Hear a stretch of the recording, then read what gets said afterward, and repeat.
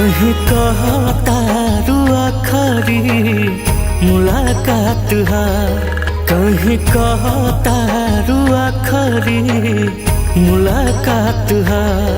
नहीं हमके बुझला कि कौन बात हा, नहीं हमके बुझला कि कौन बात हा, कौन बात हा। कहीं कहतारू आखरी मुलाकात हा, कहीं कहतारू आखरी मुलाकात हा।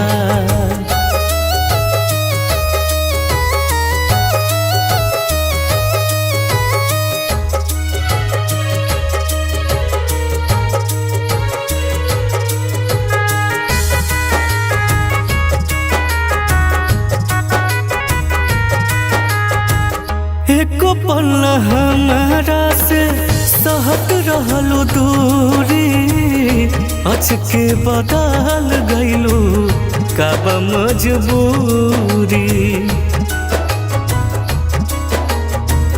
काब मजबूरी।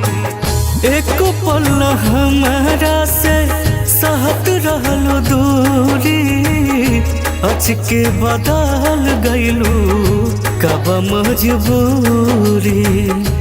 झूठा प्यार में लोग कसम खात हा, झूठा प्यार में लोग कसम खात हा। कहीं कहतारू आखरी मुलाकात हा, कहीं कहतारू आखरी मुलाकात हा।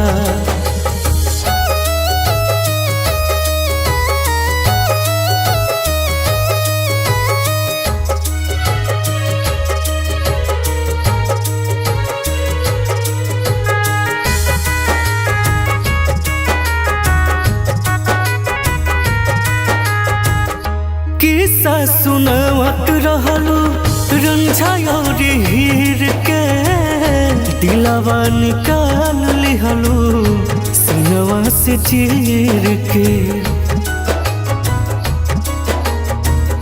सिनवा से चीर के। किस्सा सुनावत रहलू रंझा और हीर के, दिलवा निकाल लिहलू सिनवा से चीर के। मुन्ना बिना लई है अंतिम रात हा, मुन्ना बिना लई है अंतिम रात हा। कहीं कहतारू आखरी मुलाकात हा, कहीं कहतारू आखरी मुलाकात हा।